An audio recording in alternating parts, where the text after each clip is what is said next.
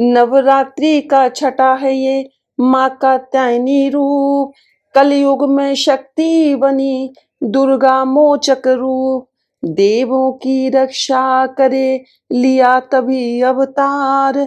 ब्रजमंडल में हो रही आपकी जय जयकार। या देवी सर्वभूतेषु माँ कात्यायनी रूपेण संस्थिता। नमस्तस्यै नमस्तस्यै नमस्तस्यै नमो नमः। आज चैत्र माह के शुक्ल पक्ष की षष्ठी तिथि है। आज का दिन शीलवान धन संपदा देने वाली ब्रजमंडल की अधिष्ठात्री देवी माँ कात्यायनी को समर्पित है। आज के दिन माँ की कथा का श्रवण करने से श्रवणकर्ता को योग्य जीवन साथी की प्राप्ति होती है। शोक संताप भय आदि सब नष्ट हो जाते हैं। विवाह संबंधी समस्याओं से छुटकारा प्राप्त होता है। सभी पापों से मुक्ति मिलती है।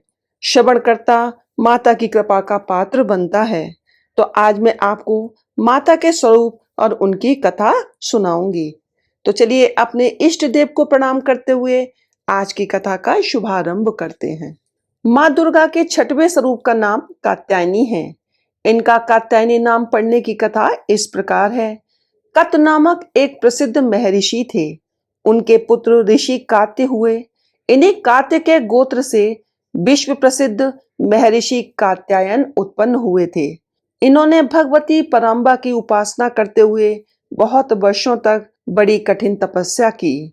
उनकी इच्छा थी कि माँ भगवती उनके घर पुत्री के रूप में जन्म लें। माँ भगवती ने उनकी ये प्रार्थना स्वीकार कर ली।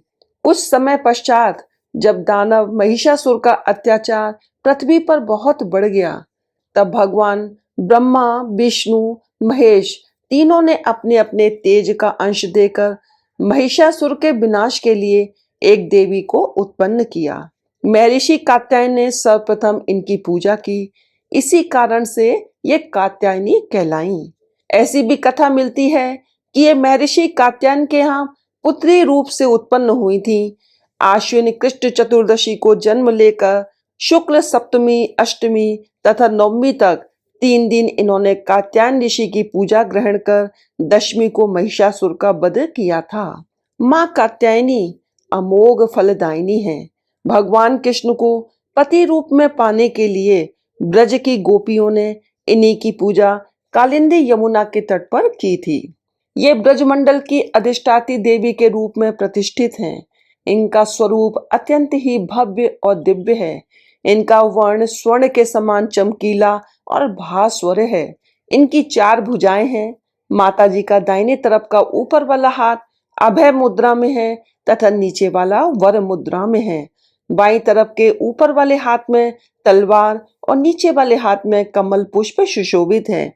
इनका वाहन सिंह है। दुर्गा पूजा के 6वें दिन इनके स्वरूप की उपासना की जाती है। उस दिन साधक का मन आज्ञा चक्र में स्थित होता है। योग साधना में इस आज्ञा चक्र का अत्यंत महत्वपूर्ण स्थान है। इस चक्र में स्थित मन वाला माँ कात्यायनी के चरणों में अपना सर्वस्व निवेदित कर देता है। परिपूर्ण आत्मदान करने वाले ऐसे भक्त को सहज भाव से माँ कात्यायनी के दर्शन प्राप्त हो जाते हैं। माँ कात्यायनी की भक्ति और उपासना द्वारा मनुष्य को बड़ी सरलता से धर्म अर्थ काम मोक्ष चारों फलों की प्राप्ति हो जाती है। वह इस लोक में स्थित रहकर भी अलौकिक तेज और प्रभाव से युक्त हो जाता है। उसके रोग शोक संताप भय आदि सर्वथा विनष्ट हो जाते हैं। जन्म जन्मांतर के पापों को विनष्ट करने के लिए माँ की उपासना से अधिक सुगम और सरल मार्ग दूसरा नहीं है। इनका उपासक निरंतर इनके सानिध्य में रहकर परम पद का अधिकारी बन जाता है। अतः हमें सर्वतोभावेन माँ के शरणागत होकर उनकी पूजा उपासना के लिए तत्पर होना चाहिए। माँ कात्यायनी का मंत्र है चंद्रहासो उज्ज्वल करा शार्दुल वर वाहना कात्यायनी शुभो दध्या देवी दानव घातनी। चलिए जानते हैं कि क्यों कहते हैं माँ को शेरा वाली। जानिए शेर पर सवारी माँ की कहानी। माँ दुर्गा के अनेक नाम हैं। शेर पर सवार होने के कारण माँ अम्बे को शेरावाली कहते हैं, लेकिन माँ दुर्गा को शेरावाली के नाम से पुकारने के पीछे एक कथा प्रचलित है। भगवान शिव को अपने पति के रूप में पाने के लिए माँ पार्वती ने हजारों वर्ष तक तपस्या की थी।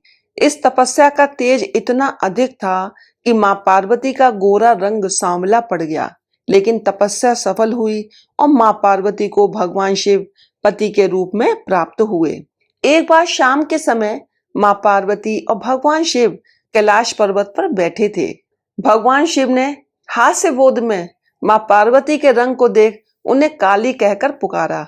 ये शब्द माता को बिल्कुल भी अच्छे नहीं लगे और वे तुरंत कैलाश पर्वत छोड़ वन में अपने गोरे रंग को फिर से पाने के लिए घोर तपस्या करने बैठ गईं। जब वे वन में तपस्या कर रही थी, तभी एक भूखा शेर माँ को खाने के उद्देश्य से वहां पहुंचा, लेकिन वह शेर चुपचाप वहां बैठकर तपस्या कर रही माता को देखता रहा। माता की तपस्या में सालों बीत गए और माँ पार्वती के साथ शेर वहीं बैठा रहा। जब माता पार्वती की तपस्या खत्म हुई तो भगवान शिव वहां पहुंचे और उन्हें फिर से गोरा होने का वरदान दिया। तब माँ पार्वती गंगा स्नान के लिए चली गई। स्नान के लिए गई माँ पार्वती के शरीर से एक और काले रंग की देवी वहां प्रकट हुई। उस काली देवी के निकलते ही माता पार्वती एक बार फिर से गोरी हो गई और इस काले रंग की माता नाम कौशिकी पड़ा।